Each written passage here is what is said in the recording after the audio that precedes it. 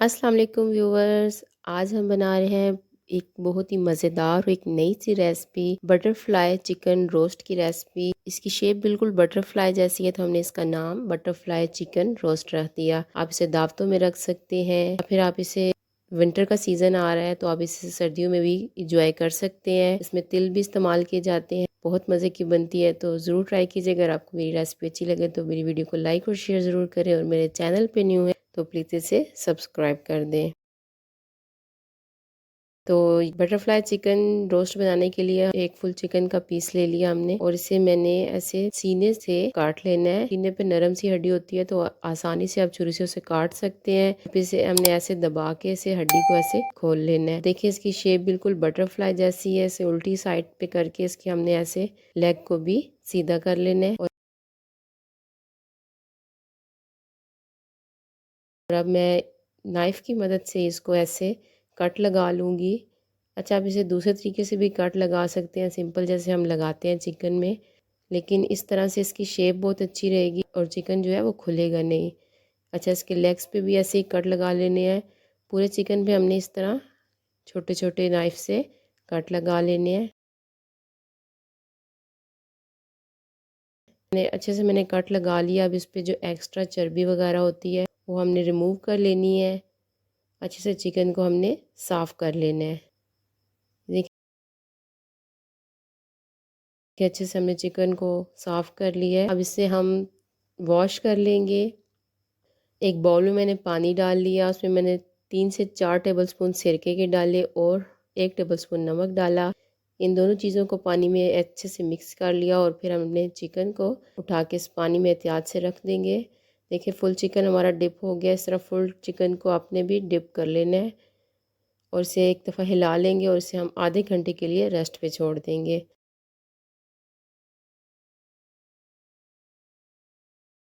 دیکھیں آدھا گھنٹہ ہو گیا، چکن جو ہے پانی میں ڈپ ہے، سرکے اور نمک والے پانی میں۔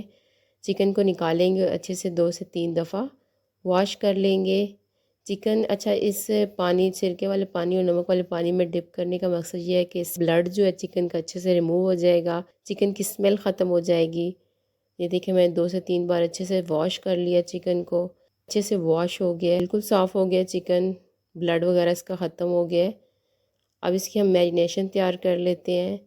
اچھا، میں نے لہسن کے تقریباً 9 سے 10 جوے لیے، ادرک کے 2 پیسز لیے، اور سبز مرچ ایک لے لی۔ ایک مکسی کا جار لیں گے، اس میں 5 ٹیبل سپون دہی ہم ایڈ کر دیں گے۔ 5 ٹیبل سپون اس میں میں نے دہی ڈال دی ہے۔ اب اس میں لہسن، ادرک اور مرچ مکسی کے جار میں ہم دہی کے ساتھ اچھے سے گرائنڈ کر لیں گے۔ ان سب چیزوں کو ہم گرائنڈ کر کے الگ رکھ لیں گے۔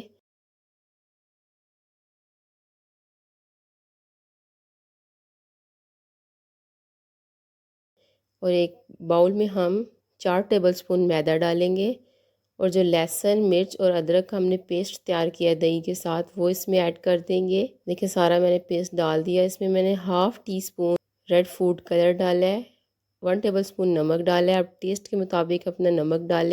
اچھا، 2 ٹیبل سپون خشک کٹا ہوا دھنیا ڈال دیا، 1 ٹیبل سپون سفید زیرہ پسا ہوا ڈالا، اور ½ ٹی سپون میں نے اس میں اجوائن ایڈ کر دی۔ 1 ٹیبل سپون تل ڈالے سفید، 1 ٹیبل سپون کٹی ہوئی سرخ مرچ، ½ ٹیبل سپون ہلدی، 1 ٹیبل سپون سرخ مرچ پسی ہوئی، اور 1 ٹیبل سپون کالی مرچ ایڈ کر دی۔ ساتھ اس میں میں نے 1 لیموں کا رس ڈال دیا۔ اس پورے چکن کے لیے ایک لیموں کا رس جو ہے وہ کافی ہے۔ لیموں کے ہم نے بیج نکال لینے ہیں، اور اسے ہم نے اچھے سے رس نکال لینا ہے۔ اس میں میں 3 ٹیبل سپون سویا ساس ڈال دوں گی، اور ساتھ اس میں میں ڈال دوں گی 3 ٹیبل سپون چلی ساس۔ اور اب اچھے سے تمام مسالوں کو ہم نے مکس کر لینا ہے۔ بہت ہی اچھا یہ مزے کا بنے گا۔ آپ اسے دعوتوں میں بنائیں، اپنی فیملی کے لیے بنائیں۔ ایک بار اگر آپ انہیں بنا کے کھلائیں گے تو وہ بار بار فرمائش پہ آپ سے بنوائیں گے۔ اچھا، اس میں نے 2 ٹیبل سپون پانی ڈال دیا تھا تاکہ ہم اچھے سے اس کا بیٹر تیار کر سکیں۔ اچھا، بہت زیادہ سے پتلا نہیں ہم نے بنانا، دیکھیں ایسے تھک سا ہم نے بیٹر بنا کے تیار کرنا ہے۔ اچھا، بیٹر ہمارا تیار ہو، اب اس میں ہم چکن ڈالیں گے۔ چکن کو میں نے کسی سٹینر میں ڈال دیا تاکہ پانی جو ہے چکن میں سے اچھے سے نکل جائے، اور اب اچھے سے ہم نے چکن کو جو ہے کوٹ کر لینا مسالوں سے، چکن کی کوئی جگہ بھی ہم نے خالی نہیں چھوڑنی، سارے ہم نے مسالے کو اچھے سے لیپ کر لینا چکن پہ۔ ہم نے کٹ لگائے تھے چھری کی مدد سے، ان میں بھی ہم نے فنگر کے ساتھ جو ہے میں ایڈ کر لینا مسالہ، تاکہ جو ہمارا چکن ہے وہ اندر سے بھی جوسی ہو، اندر سے پھیکا نہ رہے۔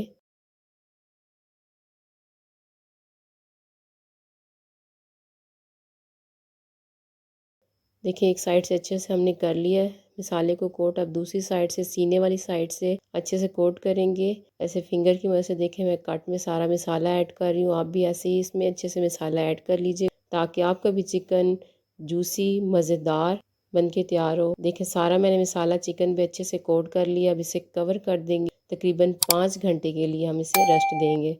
اچھا جی 5 گھنٹے ہو گئے ہیں، چکن کو ہم نے ریسٹ دے دیا، مسالہ لگا کے رکھ دیا تھا، اب اسے ہم کر لیتے ہیں فرائی۔ آئل میں نے پہلے سے چولہے پہ گرم کر لیا ہے، میڈیم آنچ میں نے رکھی ہے، آئل ہمارا بہت زیادہ گرم نہیں ہے، بہت گرم آئل میں ہم نے چکن نہیں ڈالنا، اور ایک سائڈ سے ہم اسے اچھے سے کوک ہونے دیں گے 10 منٹ کے لیے۔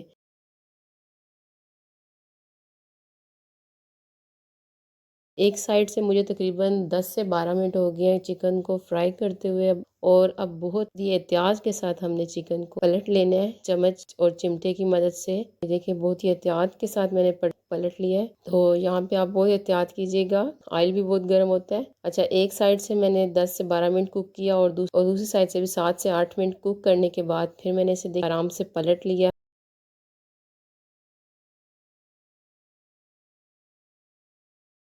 یہ دیکھیں کتنا اچھا ہمارا چکن جو ہے فرائی ہو گیا ہے، چکن تقریباً ہمارا فرائی ہو چکا ہے۔ اب اس میں میں چمچ کی مدد سے ایسے آئل ڈالتی جاؤں گی، فرائی ہو چکا ہے۔ دیکھیں جو لیگ والی سائڈ ہے اس سے چکن جو ہے الگ ہونا شروع ہو گیا، اس کا مطلب ہے چکن ہمارا کوک ہو کے تیار ہو گیا ہے۔ اب اس کی میں آپ کو دکھاتی ہوں فائنل لک۔ لے جی مزیدار بٹر فلائی چکن روسٹ بن کے تیار ہو گیا ہے، ٹرسٹ میں بہت مزے کا بنا تھا۔ آپ اسے دعوتوں میں رکھیں گے تو آپ کے مہمان آپ کی تعریف کرنے سے نہیں رکیں گے، بہت ہی مزے کا بنے گا۔ انشاءاللہ ضرور ٹرائی کیجیے گا اگر آپ کو پسند آئے۔ اگر آپ کو میری ویڈیو اچھی لگی ہو تو پلیز میری ویڈیو کو لائک اور شیئر ضرور کر دیں، اور اگر آپ میرے چینل پہ نیو ہیں تو پلیز میرے چینل کو سبسکرائب کر دیں۔ ویڈیو دیکھنے کے لیے شکریہ، اللہ حافظ۔